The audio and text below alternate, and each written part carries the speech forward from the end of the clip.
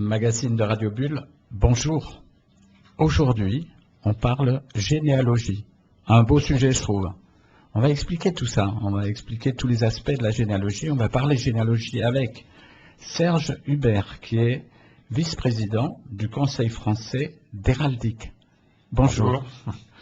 Il y a aussi Jean-Pierre Verdier, qui est vice-président du GHGA. Bonjour. Bonjour, et ça veut dire Groupement héraldique et généalogique de la Genève. Exact. Et puis, dans le studio aussi, il y a Marcelle Billière, vous êtes chercheuse. On expliquera. Bonjour. Bonjour.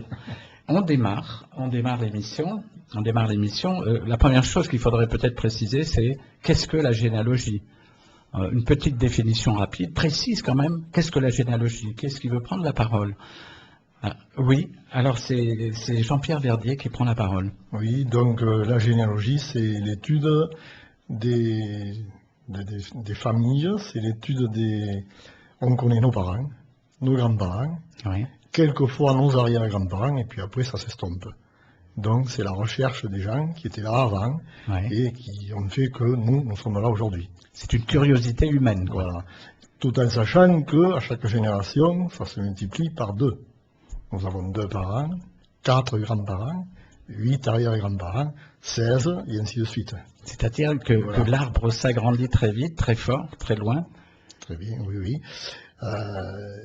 On arrive à un moment donné qu'il y a davantage d'ancêtres que de population sur la Terre. Si on respecte cette hiérarchie. Ouais. Mais ce n'est pas cette toujours loi mathématique. Cette loi mathématique. D'une certaine manière. Voilà. Ce n'est pas toujours le cas, parce qu'on a un système qui fait qu'on peut avoir un oncle qui se marie avec une petite cousine. Ce qui fait qu'à un certain niveau, les parents sont les mêmes. Ah, d'accord. Donc on appelle ça un implex.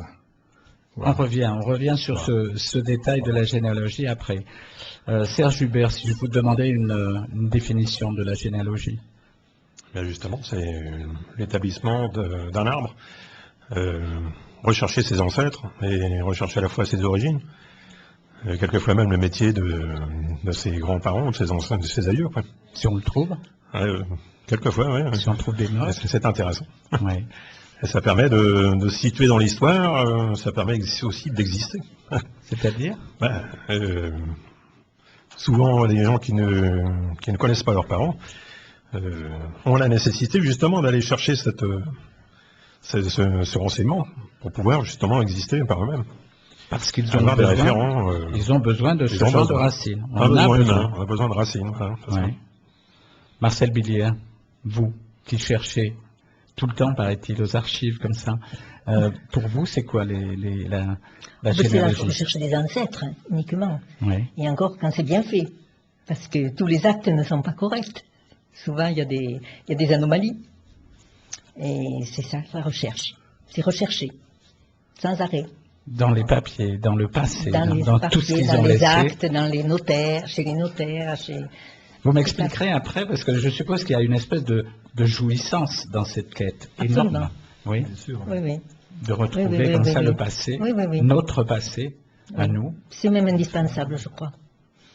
On y revient après. Je reprends, on présente un tout petit peu les sociétés, les associations que vous représentez. Ce serait bien, je crois, pour ceux qui s'intéressent à la généalogie, il serait bon que tout le monde sache qu'il existe des associations qui s'occupent de ce domaine. Alors, Serge Hubert, vous me présentez votre association, si vous voulez bien. Bien sûr.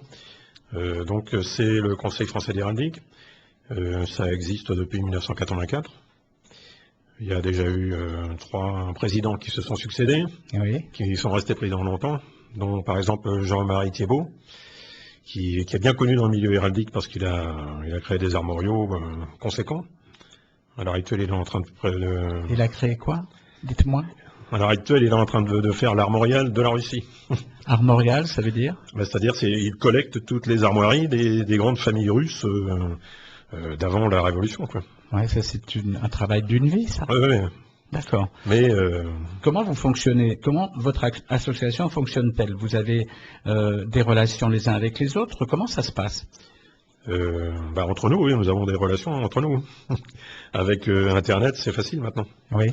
Donc, le but de l'association par elle-même est de promouvoir l'usage des armoiries, en créant des armoiries pour des familles, pour des individus, pour des associations, pour des communes. C'est souvent le cas. Mais les armoiries, c'était des, comment dire, des attributs de nobles, non?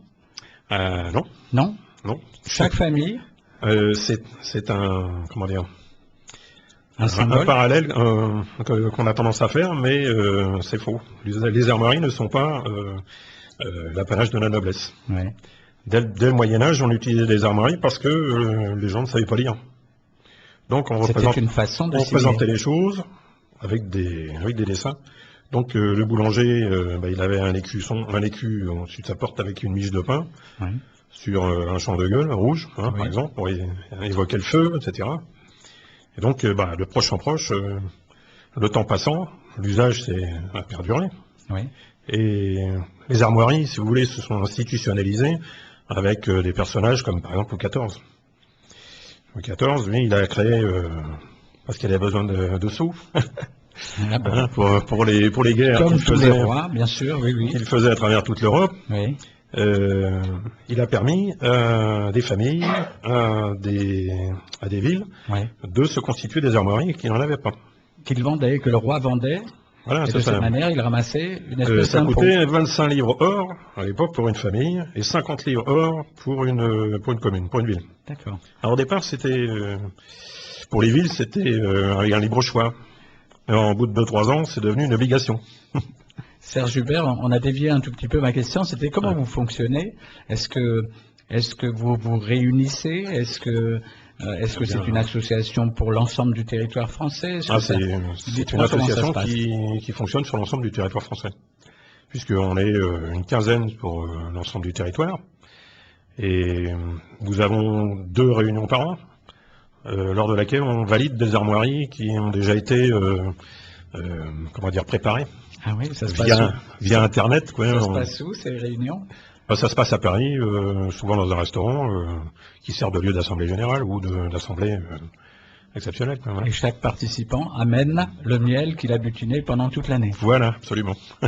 Et après, on en fait une publication, je suppose? Alors donc, ces armoiries sont engrangées en termes de dessin Ouais. et en termes de formulation dans ce qu'on appelle l'armorial du 3e millénaire, puisque c'est celui que nous créons.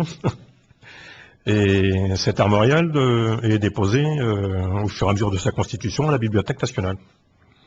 C'est-à-dire que toute personne qui va déposer des armoiries à authentifier, quoi, à vérifier, pour lesquelles il faut vérifier le bon fondement, la régularité au point de vue de la formulation, on va donc établir un document Ouais. qui va, en quelque sorte, officialiser la chose, quoi. Mais vous fonctionnez sur des demandes de particuliers? Oui, On vient vous voir, on dit, voilà, c'est ça, absolument. le Conseil français d'héraldique peut me tirer, peut sortir ma signature historique. S'il y en a une déjà passée, oui, ça peut se Ouais. faire. Mais s'il n'y en a pas, D'accord. on peut en créer pour une personne. Quelquefois même, on a des familles qui proposent des armoiries parce que elles ont un certain penchant pour tel ou tel meuble qui va venir dans un écu. Et le conseil, lui, va redresser quelquefois les choses pour agencer les couleurs et les métaux de manière à ce que ça suive les règles du blason, quoi. Et parfois, votre quête, je suppose qu'elle franchit les frontières nationales, départementales, régionales. Oui, ça arrive. Ça va loin, quoi. Ça arrive parce qu'on a des personnes qui sont d'origine étrangère, allemandes, suisses, espagnoles, Ouais, qui proposent des armoiries, mais qui s'inspirent d'armoiries étrangères. ouais. Et donc, on est obligé d'aller voir un peu s'il n'y a pas usurpation. Et donc, à ce moment-là, il y a des risques, on va redresser la chose, quoi. Mais vous fouillez comme ça dans les histoires familiales, d'une certaine manière, non? Oui, mais enfin, c'est dans les armoriaux, c'est des choses qui existent et qui sont déjà publiées. Donc, on ne va pas aller au-delà.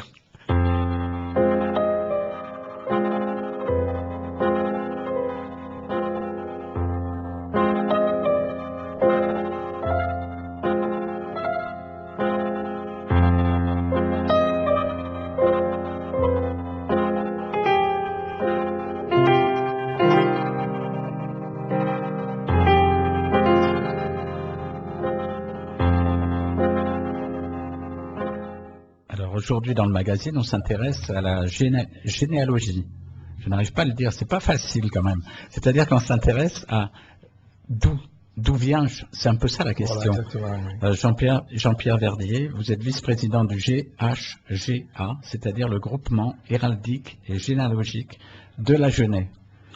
Voilà, donc il a été créé au mois d'août 1983, par une poignée d'amateurs. C'est à peu près la même date que l'association précédente. Oui, oui. On peut expliquer le pourquoi de cet intérêt subi, de cette création? Autrefois, on s'intéressait aussi, peut-être. Les gens s'intéressaient personnellement, quoi. Ouais. Puis, bon, on arrive un certain moment où on est bloqué, et donc le besoin s'est fait sentir de se regrouper pour voir si d'autres n'avaient pas la solution au problème qui se présentait. Ouais. Donc, voilà, ça a été créé en 83, ici sur Agen. En 93, on a été logé au centre culturel. Nous sommes d'ailleurs toujours au centre culturel. Voilà, c'était la municipalité Cholet.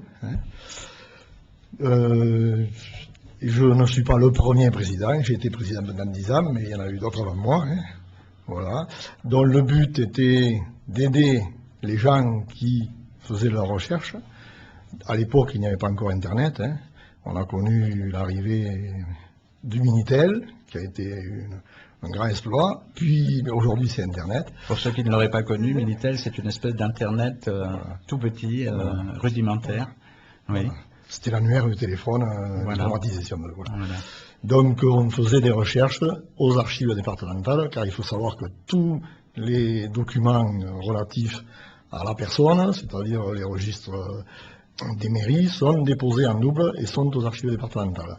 On peut les consulter. Voilà, donc en consultant un acte, vous partez de votre date de naissance, ça va vous donner le nom et le prénom de vos parents. Oui, mais comment on consulte sa date de naissance? Comment on trouve? Alors ça, c'est à la mairie. C'est à la mairie. C'est à la mairie, vous demandez un extrait. Aujourd'hui, c'est à la mairie. C'est encore à la mairie, oui. Donc on trouve le document Voilà. à la mairie. À la mairie. Et ça avant la Révolution, c'était pas la mairie, je crois. C'était les curés. C'était pour l'église catholique qui gérait ça. Ouais. Et la Révolution n'a fait que reprendre un système qui marchait très bien. Ils l'ont modifié avec les en-têtes, c'est tout, mais on a refait exactement ce qui se passait avant. Ouais.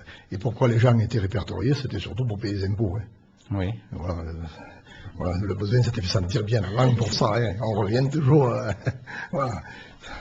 Voilà. Donc, avec votre acte de naissance, vous avez dessus le nom de vos parents, leur âge, l'endroit où ils sont nés, et vous faites comme ça, en remontant, vous demandez l'acte de naissance à votre père, s'il n'est pas né sur Agen, l'acte de naissance à votre mère, et ainsi de suite, en remontant, et vous aurez les grands-parents, et ainsi de suite. Et là, vous remontez jusqu'à la Révolution, jusqu'à l'époque napoléonienne. Mais là, on n'a que les naissances, les points les plus forts d'une vie, quoi. Oui. La naissance et le décès. Vous avez la naissance Et le mariage. et le mariage. Ah les oui, mariages d'accord. sont très intéressants parce qu'il y a les deux époux, donc deux familles, et il y a les parents des deux époux, ce qui fait 4 ancêtres d'un seul coup qui vous arrivent. Comme ça. Oui, oui, oui. Voilà. Voilà, donc nous sommes toujours à Agen. Nous avons aujourd'hui 65 adhérents. Ce ne sont pas des gens d'Agen. L'association est à Agen, mais les gens qui adhèrent ne sont pas d'Agen. Ce sont des gens qui sont d'origine agenaise, mais qui ont fait, qui sont partis et puis qui aujourd'hui recherchent. Voilà. Donc nous on est là pour les aider, pour les renseigner, voilà. Aujourd'hui, le système Internet, le département a numérisé, c'est-à-dire photographié tous les registres d'actes d'état civil et paroissiaux et les a mis en ligne, ce qui fait que la consultation est disponible. Oui, en ligne, et la consultation papier comme nous on a connu ne se fait plus. Voilà. Si je peux préciser les propos de mon collègue, Oui. Les registres paroissiaux ont été imposés par Richelieu. C'est Richelieu qui a imposé aux curés des paroisses de consigner les baptêmes, les mariages et les sépultures. Oui. Autrement dit, ce qui correspond à l'heure actuelle aux naissances sur le plan laïque, au mariage parce que c'est un acte laïque aussi, et au décès. Voilà. D'accord. En sachant qu'à l'heure actuelle, il y a en plus les mentions marginales, à savoir les divorces, etc., qui sont mises, qui sont consignées à l'endroit où on est né. C'est-à-dire que quand vous demandez un acte de naissance, eh bien, il y a tous les renseignements, si vous avez été divorcé ou pas. C'est pour ça que quand vous voulez vous marier, on vous demande justement ce document. Et quand vous dites on retrouve les métiers, comment on fait pour les métiers? Ah ben, Il y a des en traces général, aussi, c'est noté dessus. Hein, C'est mentionné. c'est pas mentionné sur l'acte de naissance de la personne concernée, mais les parents, généralement, on donnait leur nom, leur prénom, leur âge Oui. et leur métier. Oui. Hein, à partir du milieu du 19e, on retrouve beaucoup de laboureurs, Merci. de métayers, de... Là, on voit l'évolution de la société. Voilà, c'est ça, on voit l'évolution. L'évolution de la société, au départ, tout le monde est presque concerné par l'agriculture, et puis Voilà, ensuite, à ça se 95% diversifie. de la population, c'est Ouais. le cas. Et fin du 19e, on voit une évolution très nette, puisque bon, le niveau de vie augmente, l'instruction également. Donc, Est-ce que les guerres 14-18, 39-45 ont bouleversé ce genre de documents? Non. non, On suit facilement la trace. oui. Oui. La seule chose, c'est, par exemple, sur Paris, vous avez eu la Commune. La Commune a entraîné la 1870. destruction de documents. Il y a tout un pan des documents qui pourraient servir à la généalogie, des actes d'état civil qui ont complètement disparu parce qu'ils ont été volés. Donc il y a certaines généalogies où il va y avoir des blancs.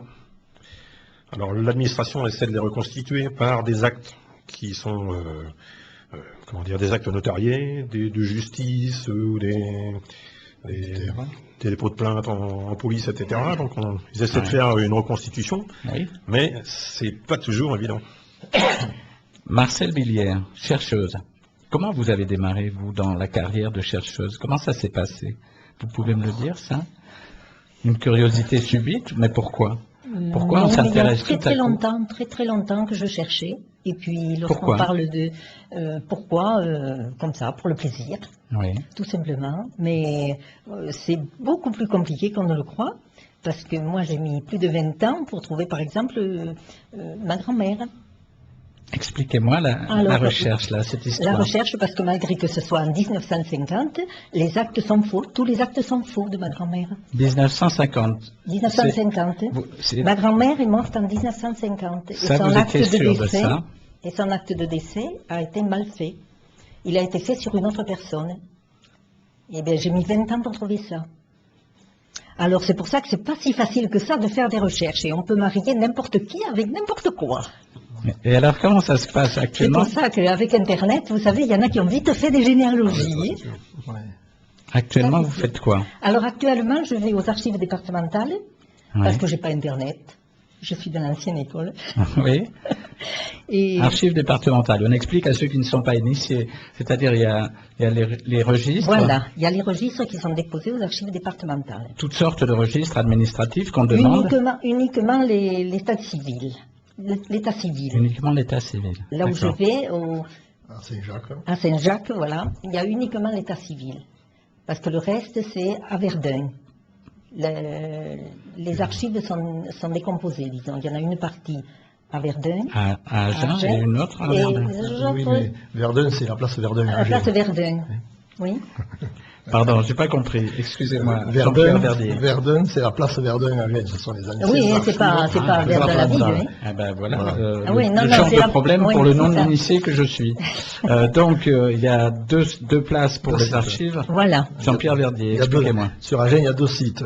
Il y a les archives départementales, place de Verdun, qui était à l'origine, hein, où ils conservent tous les fonds. Alors, les fonds, c'est le rassemblement de tous les documents d'une certaine époque, tous les fonds anciens. Oui. Et ce qu'ils appellent la partie moderne, hein, c'est à Saint-Jacques. Saint-Jacques, c'est au Conseil général là-bas. Hein.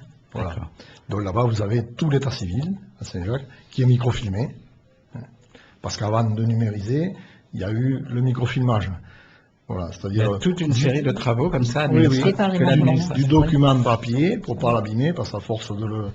Comme c'est des documents qui nous sont quand même parvenus, qui ont 400 ans des fois d'âge, hein, qui ont été très emballés, qui ont été remués, qui ont été mal stockés, ça s'abîme, ça s'efface, ça se détruit, quoi, ça se désintègre. Donc à une époque, on l'a microfilmé pour sauvegarder le papier. Et aujourd'hui, on a numérisé pour pouvoir le mettre sur Internet à la portée de tout le monde.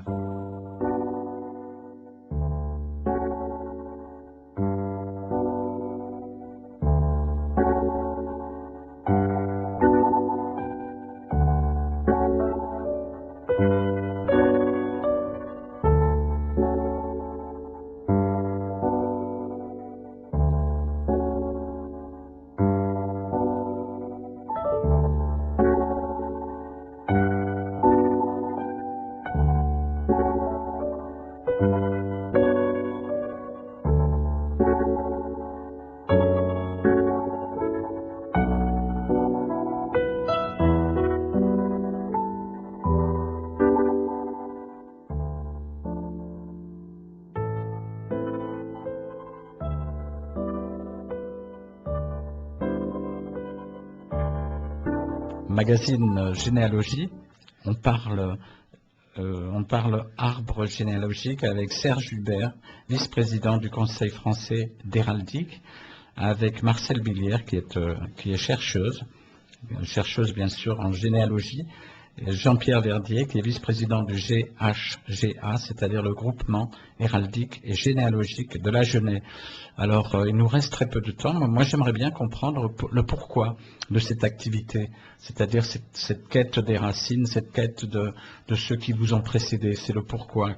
Jean-Pierre Verdier, vous pourriez me l'expliquer. Quand est-ce que ça a démarré et le pourquoi? Oui, alors, moi, ça a démarré, c'est tout simple. J'ai un nom qui est assez répandu. Ouais. Et je me suis trouvé un jour face à... J'étais magasinier dans une entreprise, et en face de moi, j'avais un autre magasinier d'une autre entreprise qui avait le même nom que moi, sur Agen. Ah ouais. Donc j'ai voulu savoir si on n'était pas parents. Ouais. Voilà, donc j'ai cherché déjà chez moi. Puis j'ai pas pu chercher parce qu'il me manquait des éléments. Hein. Mais chercher chez vous, ça veut dire quoi alors? Mais je suis parti dans ma famille, quoi. Mon père, mon grand-père, Ah ouais. s'ils avaient des frères, des hommes, enfin, pour voir s'ils pouvaient descendre. Ils n'étaient pas du tout d'Agen. Ouais. Voilà. Et après? Par contre, j'en ai trouvé d'autres, hein, sur Agen. Et après, vous êtes allé aux archives départementales? Bien sûr, oui, bien sûr. Donc j'ai fait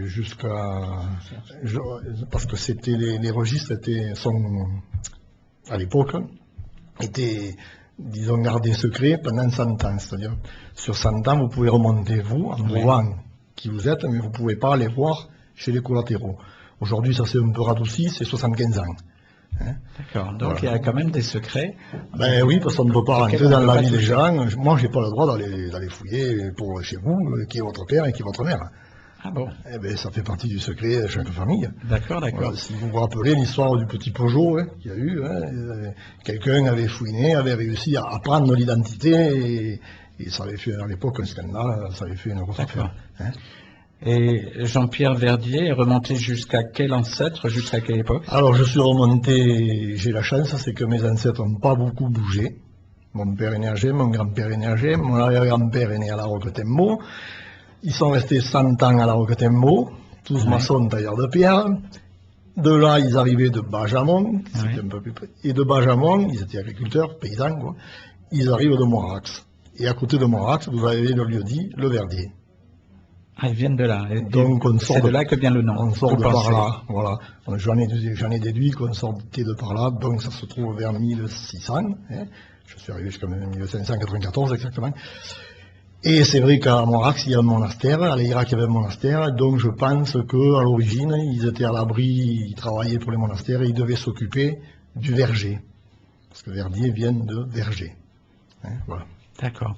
Serge Hubert, pourquoi? Pourquoi l'héraldique? Et voilà. Je suis un peu comme Obélix, je suis tombé très tôt dans la marmite. Ah bon?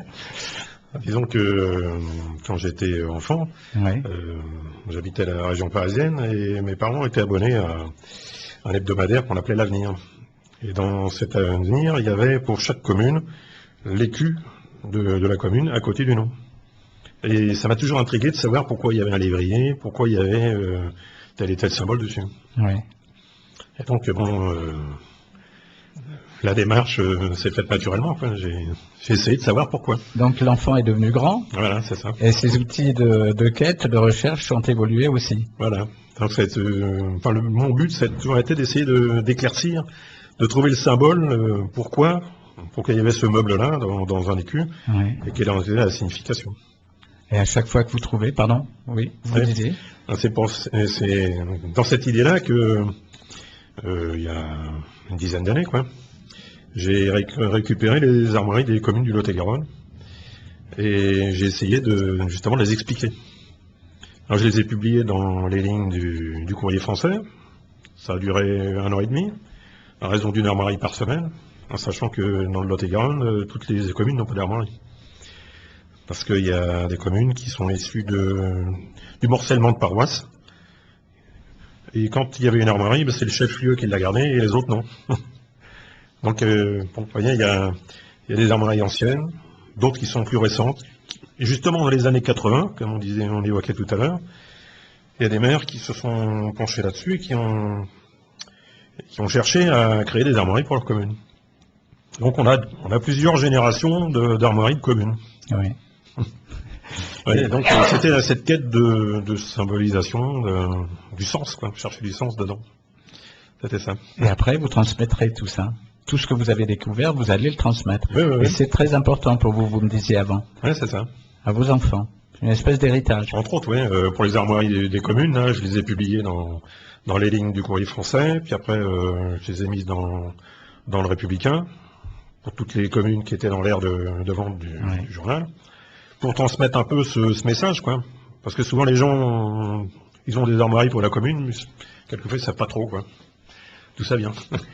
Marcel Billière, pour vous, c'est une grande jouissance aussi, non, de trouver comme ça votre nom, le nom de vos ancêtres sur des documents? Oui, oui, oui. Moi, je suis partie de mon nom de jeune fille. Oui. Et il y avait un maire, il y avait une personne qui s'appelait Mene, M-E-N-E, qui était maire à Agen. Et alors, je voulais savoir si j'étais pas de la même famille. C'est ça, c'est comme ça que j'ai commencé. Une question. Oui. Et après, on essaie de trouver la Voilà. réponse. Et puis, je me suis jamais raccrochée à ce maire. Je suis passée à côté. Et je suis remontée jusqu'en 1650 à peu près, et j'ai jamais retrouvé la même famille. Ça, c'est l'ancêtre le plus ancien, c'est 1650. Oui, Ouais. oui, oui, oui, oui. Mais il ne s'est pas du tout raccroché avec le maire d'Agen.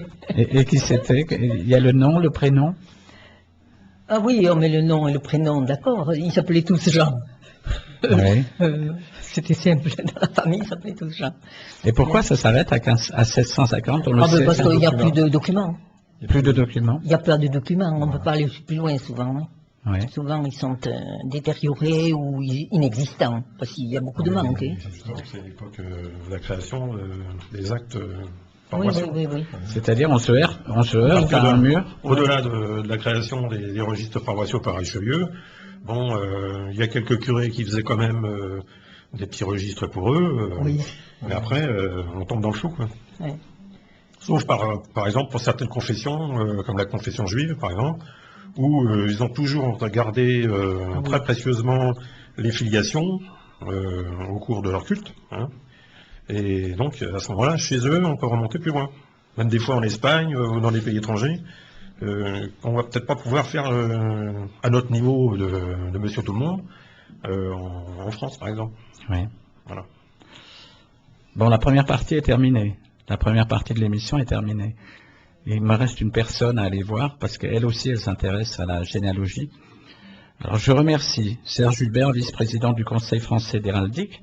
Je remercie Marcel Billière, du GHGA, de la même association, c'est-à-dire du groupement héraldique et généalogique de la Genève. C'est Jean-Pierre Verdier. Je vous remercie beaucoup d'être passé au Merci à vous studio. Et bonne quête à vous. Merci. Merci. Merci. Au revoir. Au revoir. Vous écoutez Radio Bulle sur 93.6.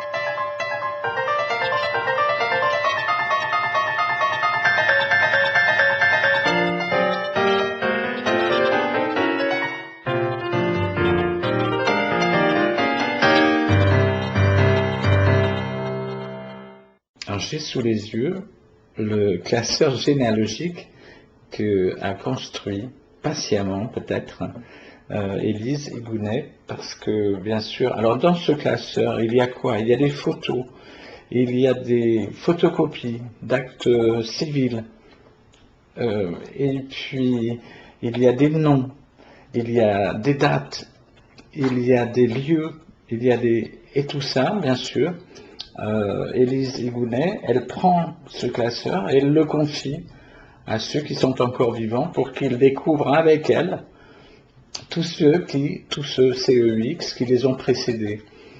Magnifique, je trouve. Élise Igounet, bonjour. Bonjour. Il paraît que vous êtes généalogiste, c'est-à-dire que vous aimez la généalogie. Oui, j'aime la généalogie, je pratique aussi. Vous pratiquez. Alors, première chose, définition de la généalogie. On peut donner une définition? Alors, je vais tenter ma définition. C'est la recherche de l'histoire d'une famille au travers d'éléments publics, au travers des états civils, au travers de l'histoire des lieux. Voilà, c'est la recherche des racines. Voilà, recherche des racines. administrativement prouvé d'une certaine manière, c'est un peu ça, avec des papiers, Avec des papiers, avec des livres qui ont été signés, par exemple, comme des registres d'état civil, oui. ouais. Ça peut être aussi des registres paroissiaux quand on remonte un petit peu plus loin. Et puis aussi dans des livres qui racontent l'histoire des lieux. On peut Alors c'est ça retrouver- que vous faites, Voilà. c'est-à-dire pas tous les jours, mais assez souvent. Alors pas tous les jours, non. Assez souvent, oui. Et puis par les livres quand il s'agit de recherche locale. Et puis sinon par des outils Internet, puisque beaucoup d'archives départementales ont été numérisées et sont accessibles à distance, ce qui facilite les choses quand on a des familles qui ont beaucoup bougé. Vous cherchez vos ancêtres, Oui, c'est ça. Mes des ancêtres. deux côtés, paternel et maternel. Paternelle, maternelle et même, puisque je suis maman, ceux aussi de ma belle famille à travers des recherches pour mes enfants. Oui. Alors dès qu'on approche de vous, hop, il faut que Élise Igounet, elle cherche d'où elle vient, d'où vient l'autre. C'est un peu ça? Alors, dès qu'on approche quand même dans un cercle très Oui, très proche. D'accord. Mais par contre, c'est vrai que du coup, ça me fait penser aussi, j'ai par exemple fait la généalogie des lieux où j'ai habité. Oui, la maison qui est la mienne, j'ai cherché l'histoire du lieu, qui avait habité là avant. Et, ouais. Ouais. Alors pourquoi? Question classique, pourquoi cette passion pour ce qui a été, pour les racines? Parce que je pense que le passé a forcément un impact sur le présent, que ça permet d'en comprendre certains éléments et que ça permet de mieux préparer l'avenir aussi en ayant une compréhension de ce qui s'est passé auparavant. Et puis la généalogie, c'est la rencontre à la fois d'histoire de vie, mais de l'histoire avec un grand H aussi, puisqu'au travers des recherches, on rencontre l'histoire des lieux. Bon, voilà, c'est une passion. C'est passionnant de rentrer comme ça dans l'histoire d'une famille, de retracer les cheminements des uns et des autres, comment on passe d'une ville à une autre. Comment... Ah oui. Mais par exemple, sur les feuilles, sur les papiers administratifs, on ne trouve que des dates, finalement, des noms, des prénoms. Comment vous faites pour reconstituer l'histoire, c'est-à-dire la chair des gens? Ça, c'est autre chose. Oui, ça c'est autre chose. Le registre d'état civil, c'est la base et c'est ce qui va orienter la suite des recherches. Ensuite, par exemple, Donc vous trouvez un nom, vous trouvez des dates, et puis ensuite, il faut déjà avoir un nom et une date, soit de naissance, soit de mariage, soit de décès et un lieu. À partir de là, on va trouver d'autres petits détails. Il va y avoir l'adresse exacte. Par exemple, avec cette adresse exacte, on peut aller voir à quoi ressemble le lieu aujourd'hui. vous ne vous contentez pas des dates et des noms, c'est-à-dire que vous allez sur place, vous fouillez, vous grattez.